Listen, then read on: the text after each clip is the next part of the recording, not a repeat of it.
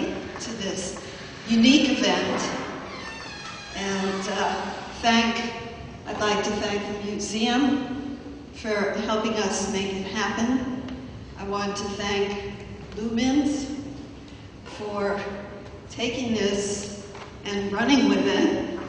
I want to thank Danny in particular for his help. And finally, I'd like to thank all the poets that submitted. There was a wonderful group of poems that we had to choose from. Lumens chose 3. Wish we could have done a lot more. And you'll see for yourself soon what a fine group of poems there were. Each person that submitted was invited to read one poem on the subject of trees. So that's what we're doing tonight, in between the dances. We'll start with Pam Allen, who will read Wayside Trees. Arlene came up to Woodstock on Wednesday evening and read, and so now I'm here on Friday evening. I live in Barnard, so a good ways away, but it's always fun to come to Brattleboro. There is a tree exactly 1 mile up the paved road from my house, so I can walk out my house up the paved road, which is called Wayside, to this particular tree, and then I know when I hit this maple tree, I've gone a mile, and I turn around and go back if I want to. So this is about that particular tree. It's called Wayside Tree. Witness to 100 years of whirlybirds and black flies, chickens crossing the road, the pony passing by, manure spreaders, the occasional jeep, a plow that sweeps the snow. Witness to the widow who takes her husband's ashes for a walk. The old lady who picked poison for the old man, but no one could prove a thing. The night's strange lights landed like hawks in the field. UFOs, the farmers say. Witness to strawberry moons and black tar nights. The child who plays around its base. Pauses to hug its love handles. The tree's alligator hide. A laying of hands on maple grit, waiting for its sigh.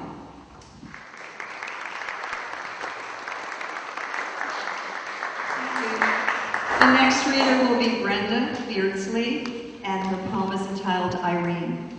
Good evening. Mist, slow, languid condensation. Seductive, innocent drops that gather in unison, circling the wide, blackened umbrella, amassing as one voluminous straw, falling on the willowy nape of neck, downy dark strands at once moistened and flattened. Restless, the maple nods its displeasure. Voluptuous vixen vexing angst for wind jutting the innards of the umbrella inside, out. As the steadfast oak entreats mortared members, stay close. Bereft as leaves, turgid and pregnant with moisture. Gravely parachute to the looming asphalt, camouflaging the black surface as quickly it becomes littered with green. Hold tight, sweet one, hold tight. Limbs of the maple trembling, cowering, perpendicular, bowing to the condescending gust of fleshy lips, creased with sadness, pursed and puckered and puffing with might. Hold tight, sweet one, hold tight. Poplars pulverized by perseverative pounding winds marshal their defenses in the shudder of thunder, tortured limbs contorting, snap. Imperceptible screech of exodermic defoliation, naked, nude, and humble, reticent in misery, interlocking branches, shielding exposed sadness. Hold tight, sweet one, hold tight.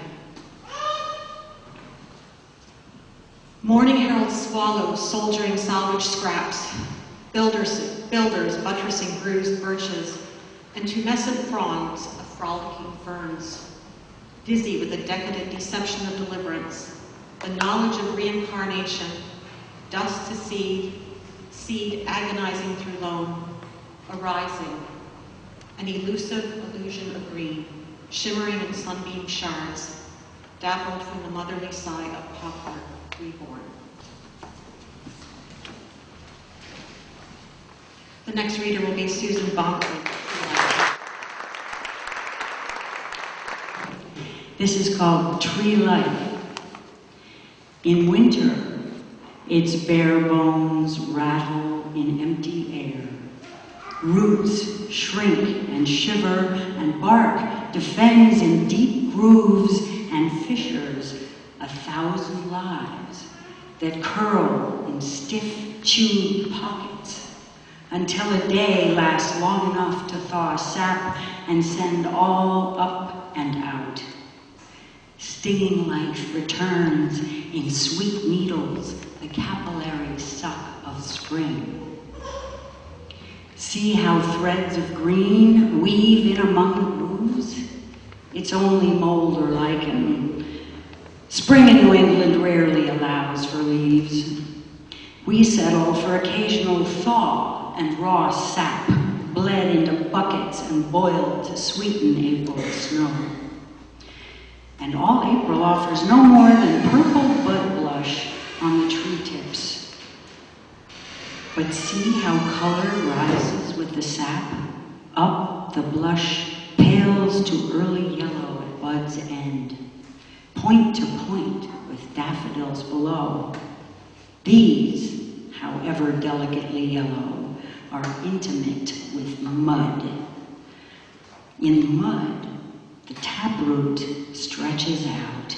Its sister root feels down in dark furrowed sockets the velvet backs of voles, contractile flesh of earthworms.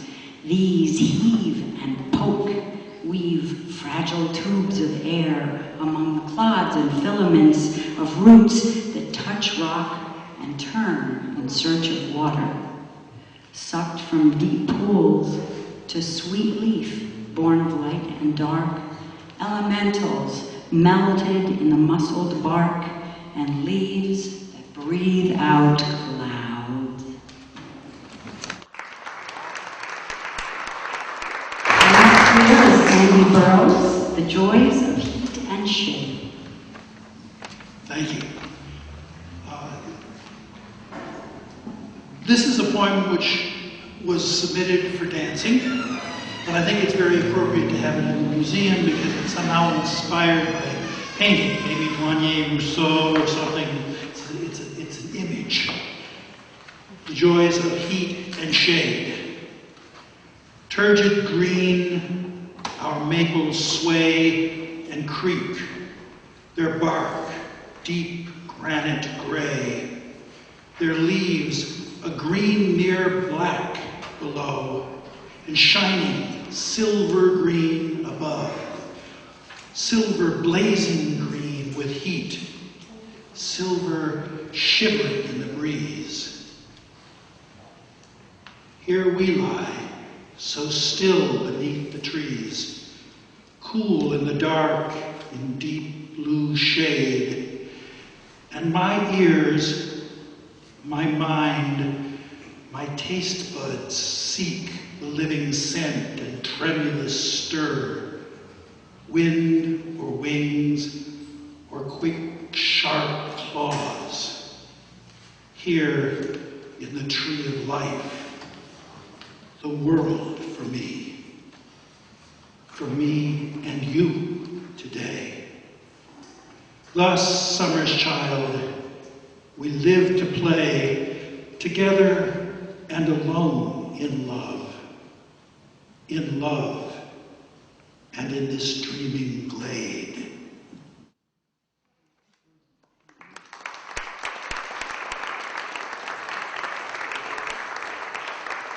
The next poem, Tree, by Bout Carbon, and read by Diana Lee Bailey. Tree by Ute Carbone. Deep branches, the color of silt against a crescent moon, darker than the sky, a waving silhouette on the bedroom wall. It towered above the house, swaying as the wind sang through it, a lullaby to accompany the owl, the distant wail of a catamount like a distressed child lost in the woods beyond the ridge. I was 10, and my limbs ached toward the window. I pulled them into the deep pocket of my body, an embryo ready to be born into the world. The heavy scent of rain pulled moisture into my breath. I held it in my lungs. Imagine that the tree held my breath, a continuing tandem of breath moving the earth with certainty. The night grew into clouds until they covered the moon, rumbled like the shake of God's fisted hands, tossing the tops of the tree, the tendrils of my hair. Drops hitting the window, the tympanic rhythm melting into a stream of sound, gathered into the arms of night and wind and tree. Kermit is reading, Vanessa playing the flute, Aurora and Adam dancing.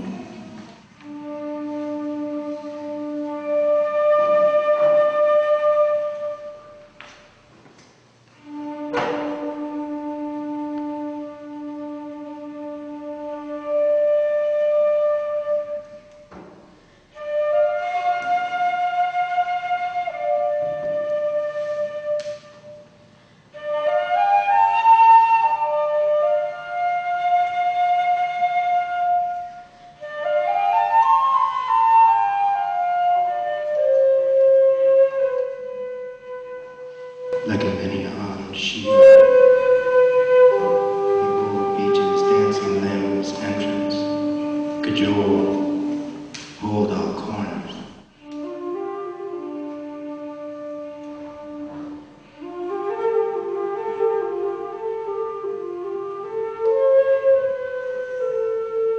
Under its emerald canopy, children squeal, squat, climb with glee, and shores awaken.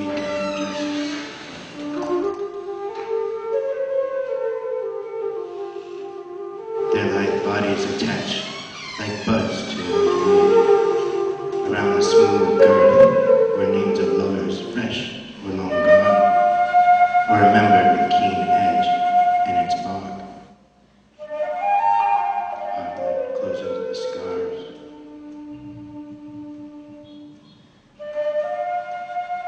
Silver branches interrupt the sky, scattered like small birds.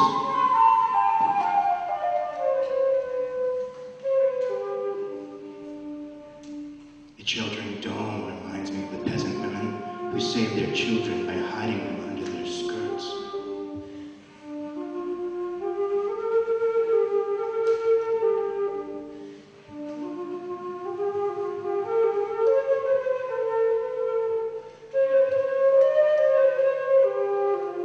But here, Brooklyn, is only giddy make-believe, ducking, climbing.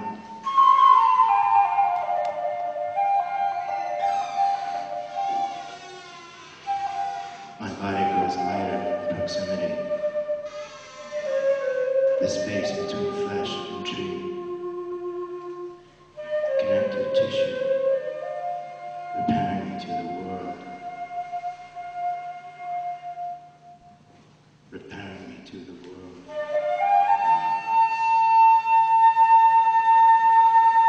Repairing me to the world.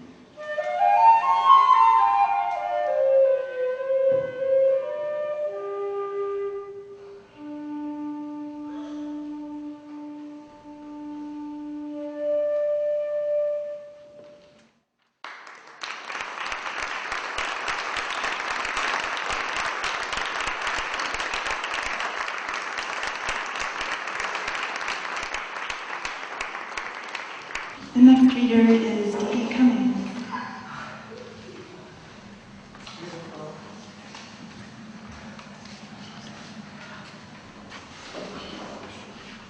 Hi, my name is Dee Dee Cummings, and my poem, this occasion, for Bridging Earth and Sky, is entitled Falling Grounds.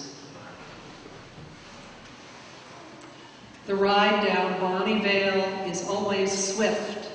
The barns and horses at Meg's farm stare at the bike blur of me. Cows down by Dutton's snort as they lay down.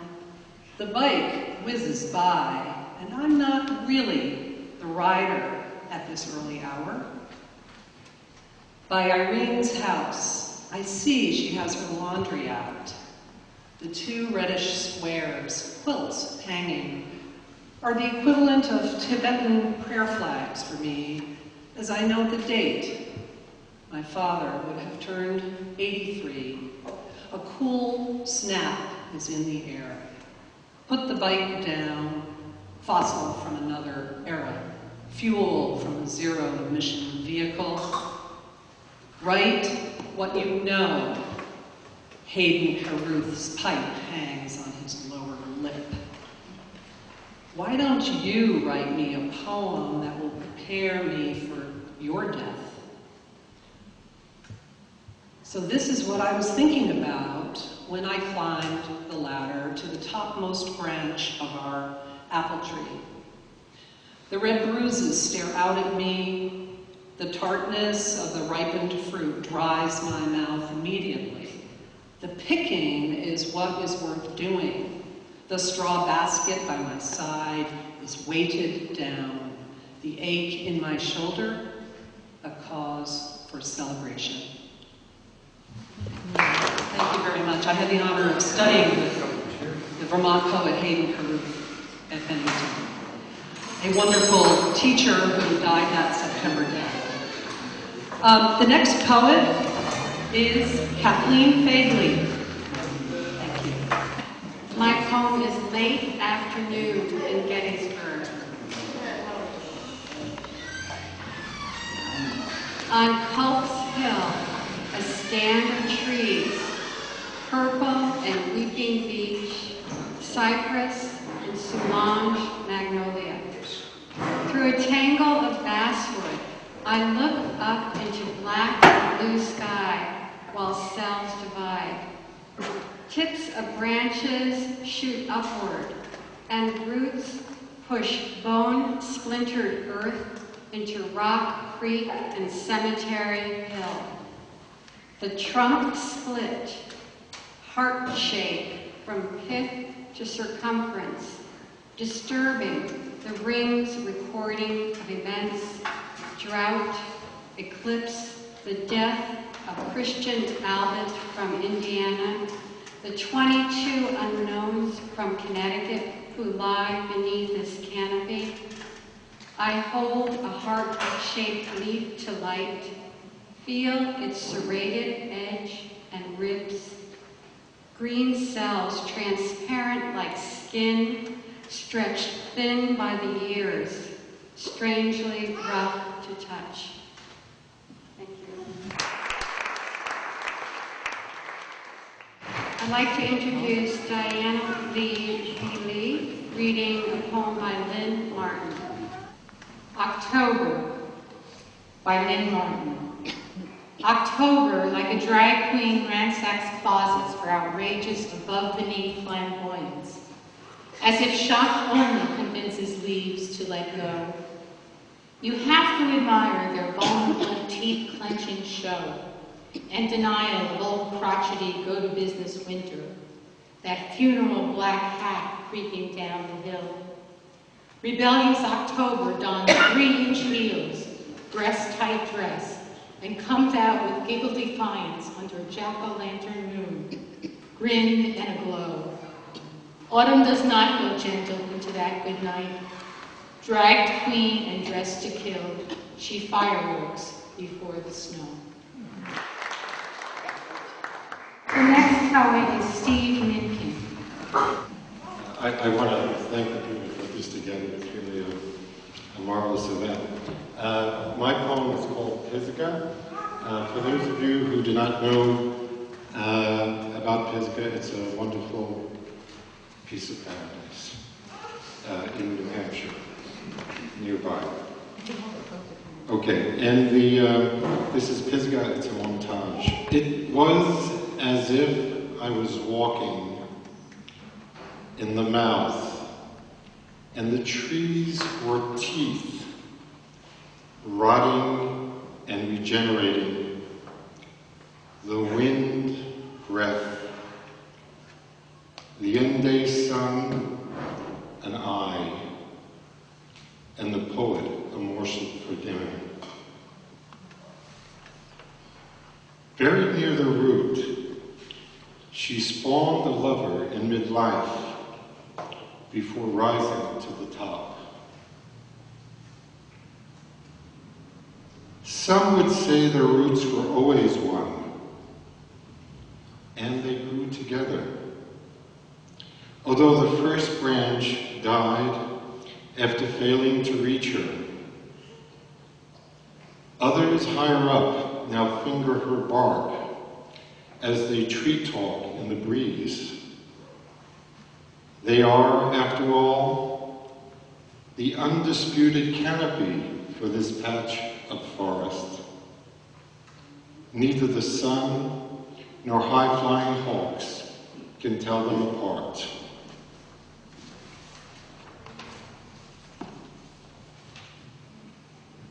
Had a long swim today. At the end of the lake, a sudden cold wind, falling tree, dying friend, unfinished poem, celebrate till morning. And lastly, wonderful post-swim realization in the woods. How many fall days left in a lifetime? Certainly not enough to be wasted. Wood dam, mushrooms, kissed trees, rub my face against bark, enveloped, the water cool and sweet, nestled on moss and leaves, slow, slow, sunlight, doing nothing, going nowhere, but back to Pisgah again and again. Fourth is my friend Tina Maya. The room is so bright with sound. Thank you. This poem is Harvest, from the CD, Vermont My Home, God, Sex, Politics. Harvest, pumpkin season sky, unfurls like a clean, fresh sheet, palest of blue, single, song note of a flute. Attention is riveted by the leaf-burnt, apple-ripe, tart sensation of the wind. What whispered voice memory of fire compels the virile, succulent green to surrender? What wind-spun incantation invites the fall and shouts down the sheltering leaves? Why has the roots-driven thirst for the sun surrendered to the shivering, naked limbs? And why does the pumpkin season sky bleed into the sullen leafed earth? And how has the moon spoken to your ancient soul? Harvest. Thomas Griffin is next. Thank you.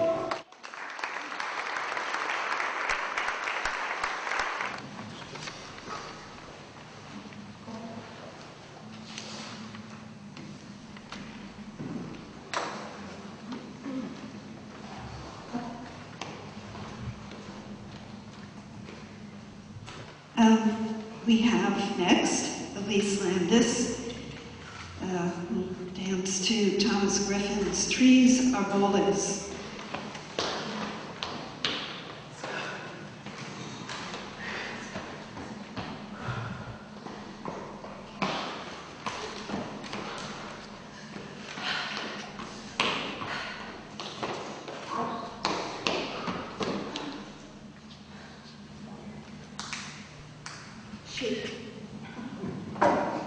excited.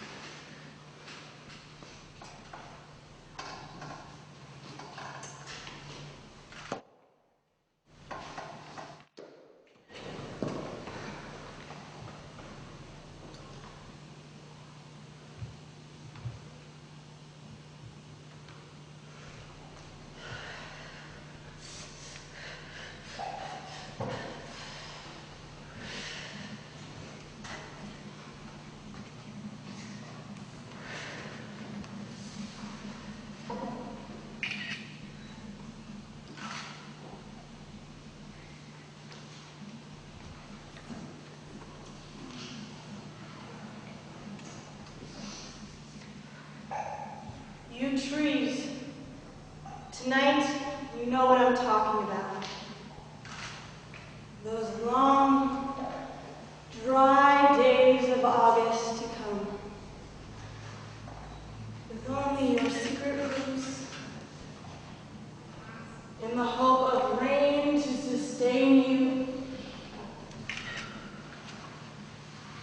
And this wind, so easily tossing your crowns to the ground. Some of you won't make it, trees.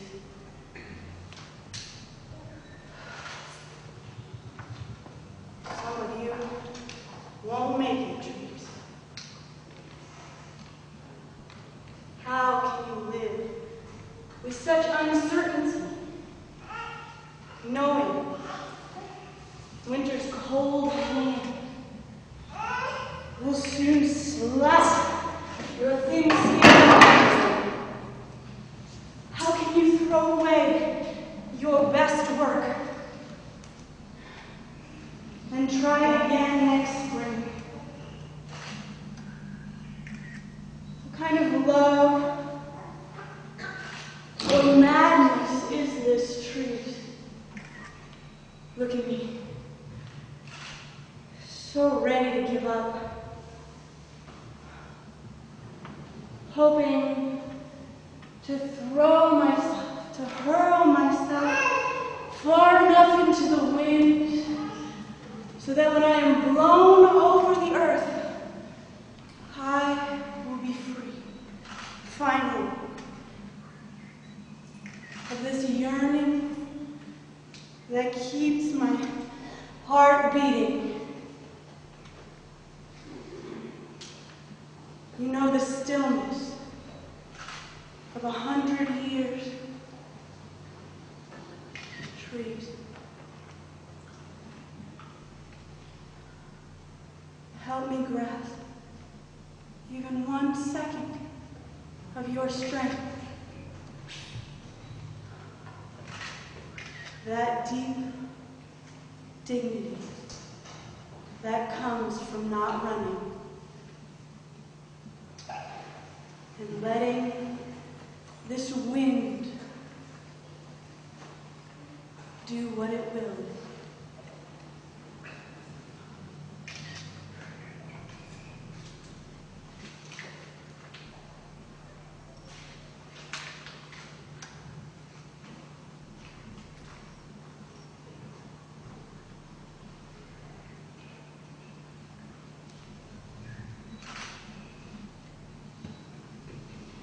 Tell me the dark terrors that your roots must have passed through.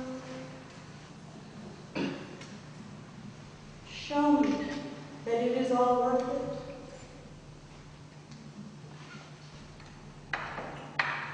so that this hurricane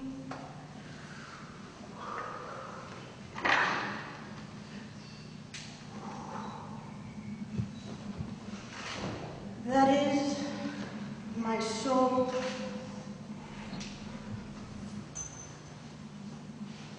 will be the stuff to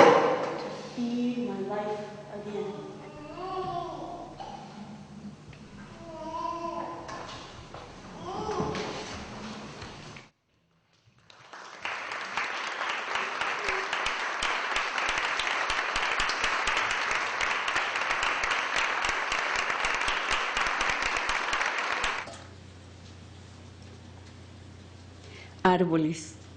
En esta noche, ustedes saben de lo que estoy hablando. Estos largos y secos días de agosto, con tan solo sus raíces secretas y la esperanza de la lluvia para sostenerlos. Y este viento que tan fácilmente bate sus coronas contra el suelo. Algunos de ustedes no sobrevivirán, árboles. ¿Cómo pueden ustedes vivir con tanta incertidumbre, sabiendo que la mano fría del invierno pronto golpeará la tenue piel de su optimismo? ¿Cómo pueden ustedes tirar lo mejor de sus obras y tratar otra vez en la primavera próxima? ¿Qué clase de amor o locura es esta, árboles? Mírenme, yo tan pronto a darme por vencido, esperando a lanzarme lo más lejos posible con este viento, que cuando por fin me encuentre tirado por toda la tierra, estaré libre al fin de este anhelo que mantiene mi corazón latiendo. Ustedes conocen la quietud de 100 años, árboles. Ayúdenme a hacer siquiera un segundo de sus fuerzas. Esa profunda dignidad que viene de no escapar y dejar que el viento haga su voluntad con ustedes. Cuéntenme por qué obscuros terrores pasaron sus raíces. Háganme ver que todo vale la pena, árboles, que en este huracán de mi alma habrá lo que necesite para de nuevo alimentar mi vida.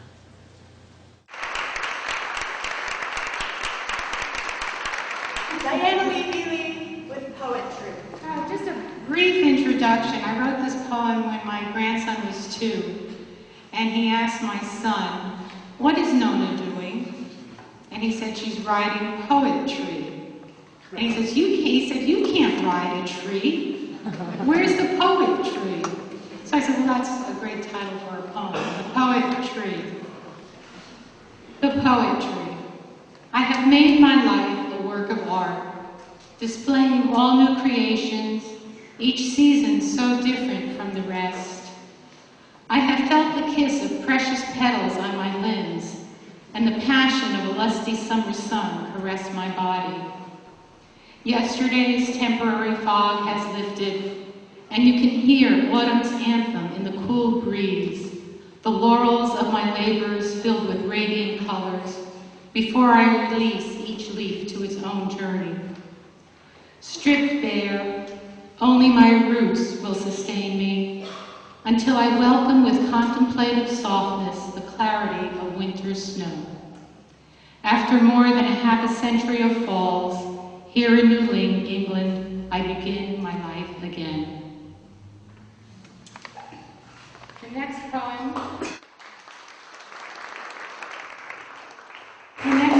is by Naima Wade, Tree Love. Tree love, tree love, tree love, tree love, tree love, tree love, tree love, tree love. Tree love, tree love, tree love, tree love, tree love, tree love, tree love, love, love, love, love, love, love, love, love, trees, love of trees. Have you ever seen a tree that stopped your mind? With leaves branches, flowers, fruit growing every which way. You look and see roots dancing in the air.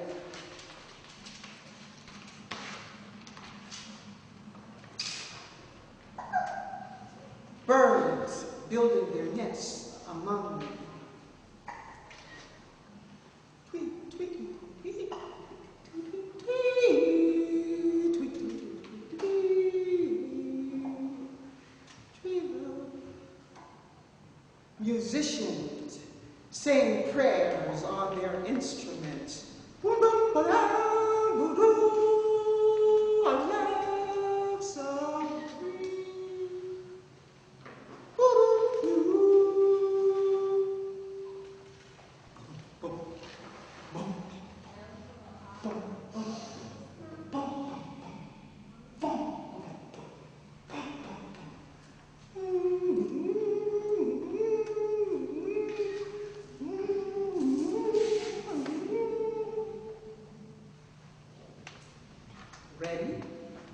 Ready for a tree festival and feast about to take place, making a joyful sound, giving thanks and praise.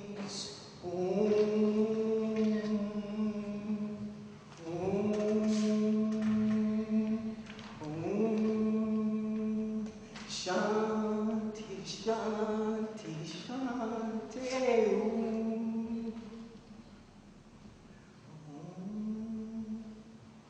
Jai Sai Ram, Jai Sai Ram.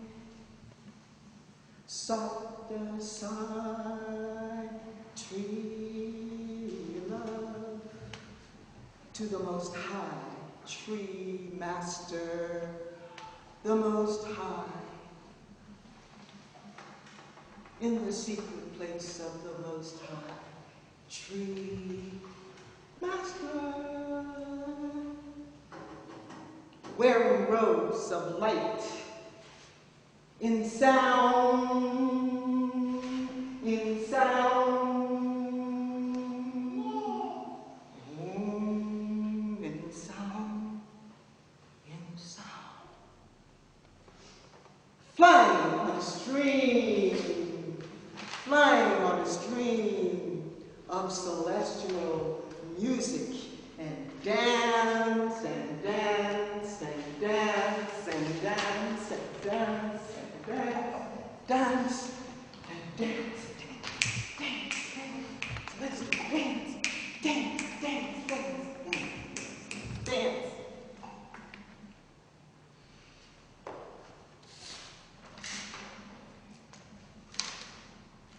Tree love, tree love.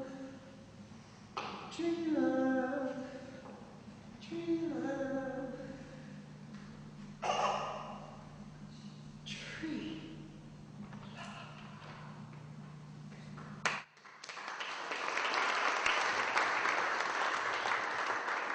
This poem is by Mary Teresa Wright, regarding trees. Back to the trees, the ones with those beautiful scars and bubbled out bumps.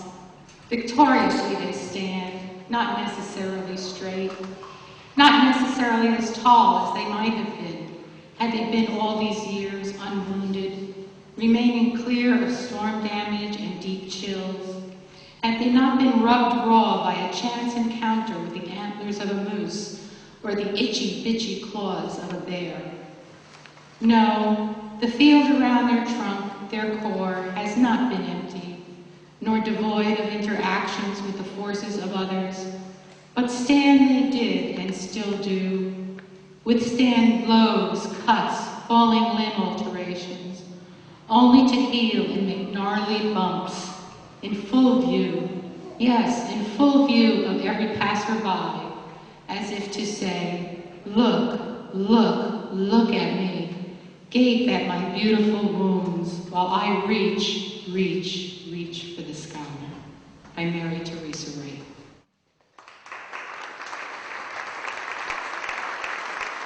The next poem is by Kaylin Reichardt, Trees. Trees by Kaylin Schiller. Winter trees and nothing it seems. What would they say to me? Would they mumble like a humble bumblebee? Would the pine just sit there in line? Would the maple be blown early and give? I wish they could talk to me. How great would that be? The next person is Mel Martin, Explore and Break Free with Luminous.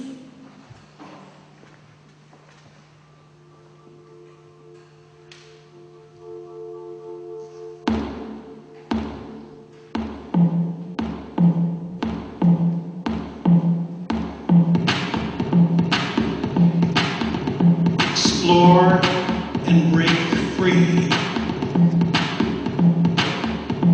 Released from above, falling, born of a branch, spinning gently on a breeze, or dropping straight to the earth, bounce, if you will, silence absorbing your sound. You lie and rest till the stage is set, your scenes yielding to the wisdom of the earth. Its offerings succumb to the force, unfurling the root. Your life, its breath, display your textures and hues, and wend your way towards the light, to stand and obey the stars. Do you ever despair at your lot? Would you wish to be loose from your form and shape? To see beyond your colors, the breath of your heart, to mingle and blend, to explore and break free. Or is that just me? Sure, you'll be true to the limb that gave birth to your fall, your rise and your struggle. A seed, one of a few to survive and reach for the sky.